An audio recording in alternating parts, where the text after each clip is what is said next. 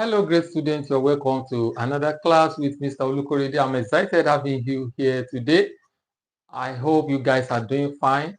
All right, so today we are going to be looking at some random questions in mathematics. Okay, so the idea of this video is just to help those students that are about writing their third term examination. So I want you to just sit back and let's look at one or two questions together. Okay, so I've penciled down some questions that we're going to be looking at today. So, but before we commence, I want you to kindly invite your friends, let them know the class is about starting. Okay, and don't forget, as you're joining the class, make sure you say hi to everyone and tap the like button. And if today is your first time joining us, you are especially welcome. All right, so what we do here is mathematics. So if you love what we do here, at the end of the video, ensure that you click on the subscription button. All right, so thank you very much. So I want to believe good numbers of us are ready for today's class. All right, so today we are starting with indicial equation. Okay, you're welcome. I think I can see Toyosi, you're welcome. David, you're welcome. Okay, so Riscott, you're welcome. Okay, all right. So as you're joining the class, make sure you say hi. Let's know the number of those of us that are available for today's class.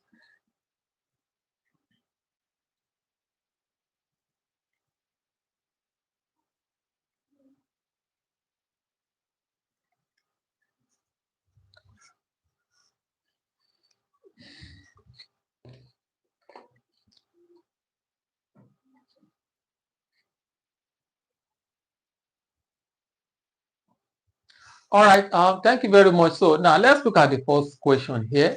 You have to solve for x. If 7 raised to the power of x minus 4 raised to the power of x equals to 33.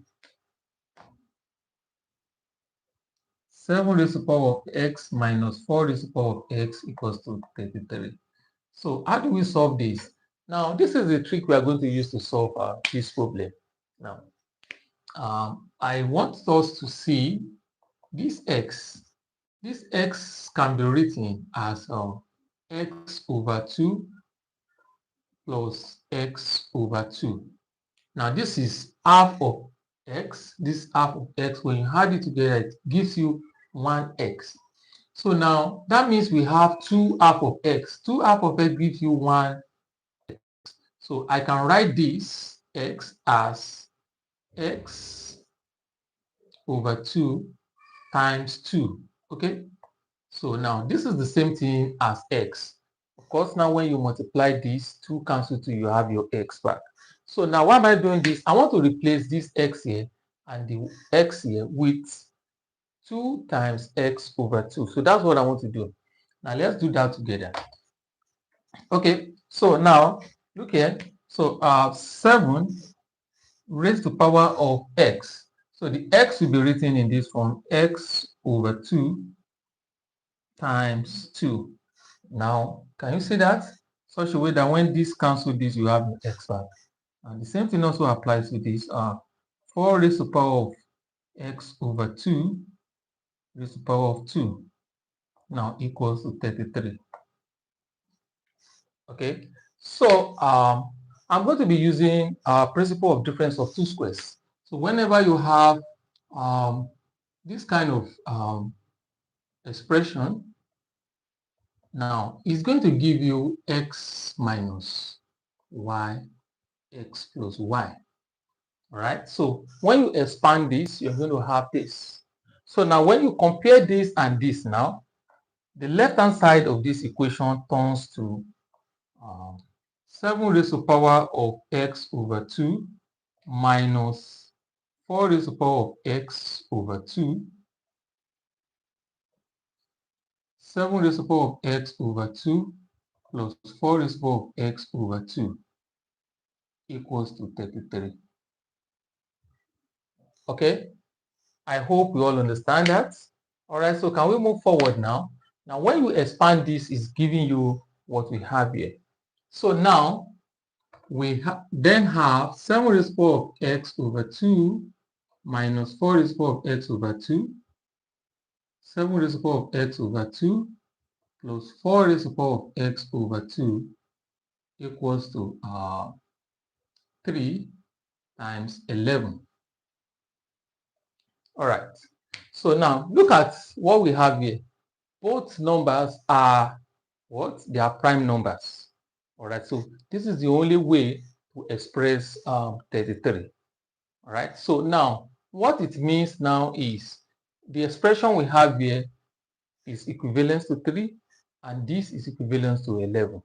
So then we can now write 7 raised to the power of x over 2 minus 4 raised to the power of x over 2 is the same thing as 3 here. So you can call this equation 1. Now look at this. This second one will be equated to 11. So we have 7 raised to the power of x over 2 plus 4 raised to the power of x over 2 equals to 11. And this gives you equation 2. All right. So now this is simple simultaneous equations. So now we add the two equations together. Now if we add together, what do we have? So let's add.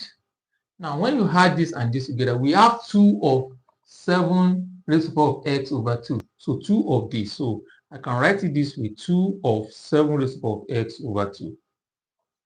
All right. So when you add this and this together, they will cancel out this and this because they are the same thing but opposite sign. So now let's add this and this together. What do you have? Now you have 14. Okay. So from here, what do we do next? We divide both sides by 2. And let's divide both sides by 2 and let's see what we're going to have.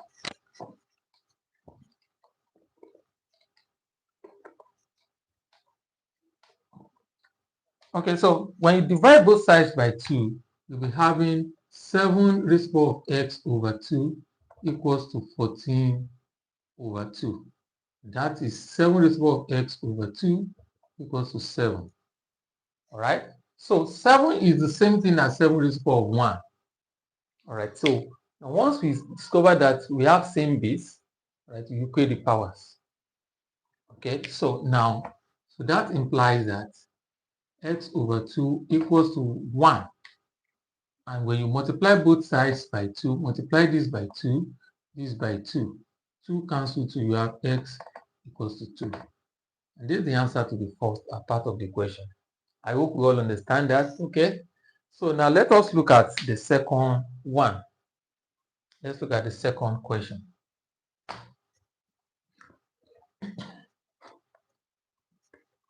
So look at this second question here.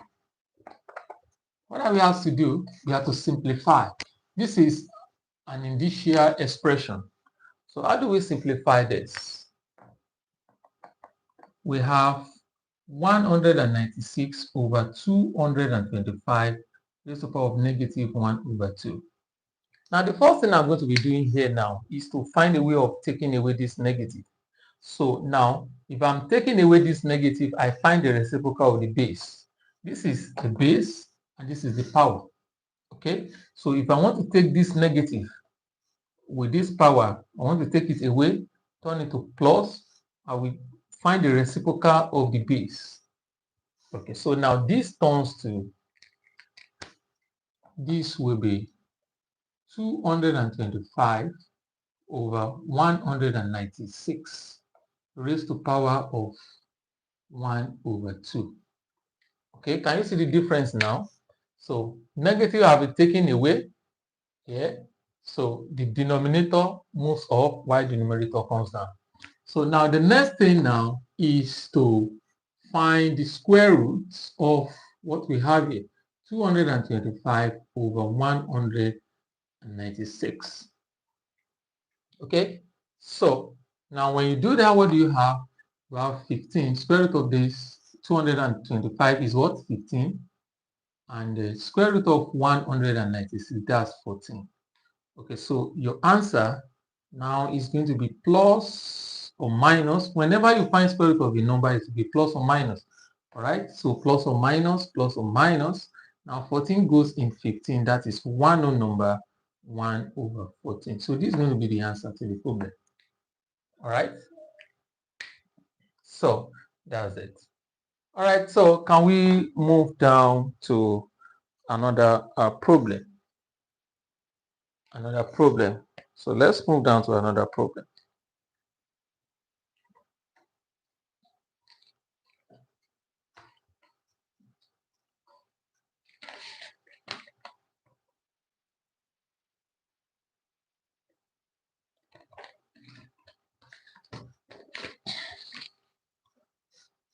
Um,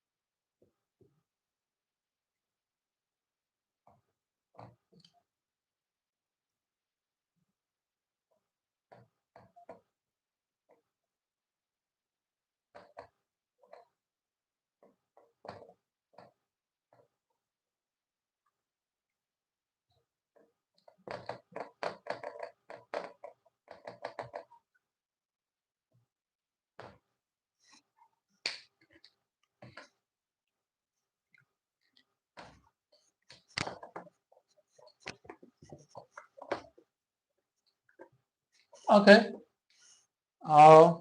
That's the next question. I hope every one of you can hear me. Can you all see the board?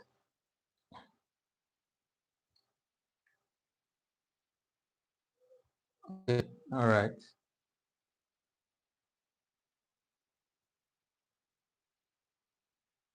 All right. Firdaus, you're welcome. Okay. Olawale Gabriel, you're also welcome to the class. All right. Rich family, you're welcome to the class. Progress, you're welcome to the class. Okay, I think I can see Clinton as well. You're welcome. Eniola Adewi, you're welcome to the class. All right. And Joseph. All right, now let's Khalid. Okay, I can see you. You're welcome to class. All right. So now let's look at this problem. Now 1 root of x squared plus 16x plus m equals to 0 is 3 times the order. Find the roots and hence find the value of m. So how do you do this? This is a quadratic equation. So now to solve this, now the question says 1 root of this is 3 times the order. That is, when you solve these quadratic equations, quadratic equation here, you have 2 roots. So 1 is 3 times the order. So now we start by saying if let's say alpha is the is the first is the first root. Now the second root is going to be 3 times alpha. So that implies that the second root is 3 alpha. All right? Okay, so now what are we going to do now? We find a quadratic equation. Which roots are this? All right, so you now compare with what we have here. So now let's quickly do that. So we have x equals to alpha, x equals to 3 alpha. So we have x minus alpha is 0 or x minus 3 alpha is 0. So let's bring these two together. So we have x minus alpha times x minus 3 alpha equals to 0. So can we expand this left hand side? All right, so x times x, we have x squared. X times negative 3 alpha, we have negative 3 alpha x. And negative alpha times x, that gives you negative alpha x. And negative alpha times negative 3 alpha, that's positive 3 alpha squared, okay, equals to 0. So now let's join these together because they look alike. So we have alpha squared minus 4 alpha x plus 3 alpha squared equals to 0. Okay, so now this quadratic equation is the same thing with this one here. All right, so we can just compare the two together. Now let's look at it. The coefficient of x here is what? Negative 4 alpha. The coefficient of x here is what? 15. So we equate. So we have negative 4 alpha equals to 16. Okay, sorry.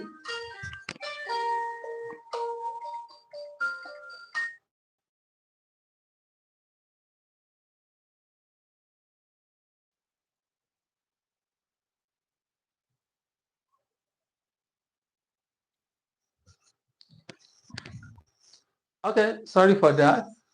Now can we continue? So we compare this and this. So look at it. 16 plus 16 is the same thing as negative 4 alpha. All right, so when you compare the two. Okay, so now also we have this m is the same thing as what? 3 alpha squared. Okay, so now here, let us get alpha here. So we divide both sides by negative 4. So we have alpha equals 16 over negative 4. And alpha equals to what? Negative 4. Okay, so that's what we have. So now,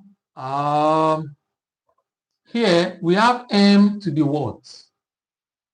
3 alpha squared.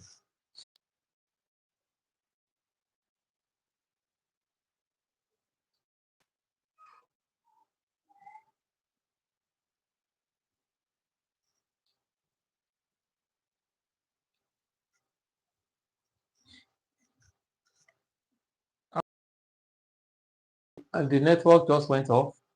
Okay, so maybe we capture what I explained before the network went off. All right, so now we are comparing these two equations together. Okay, they are similar. Now look at the coefficient of x here is 16, while coefficient of x here is negative 4 alpha. So now you have to equate this to negative 4 alpha. So, and that's what we have done. And you divide both sides by negative 4. So when you do that, you have negative 4. Okay, all right. So this is the first root. Now the second root is 3 alpha. So you multiply this by 3. Okay, this alpha you multiply by, that's what we have. We got negative 12. Okay, so now the question also asks us to find the value of m. Now m is 3 alpha raised to the power of 2. Now alpha is what? Negative 4. So just input negative 4 here. So you have negative 4 raised to the power of 2. That gives you 16. All right, negative times negative is plus. So you have 16. So 16 times 3, you have 48. So and that's how we arrive at that question. So you all understand that. So now can we move down to another question here?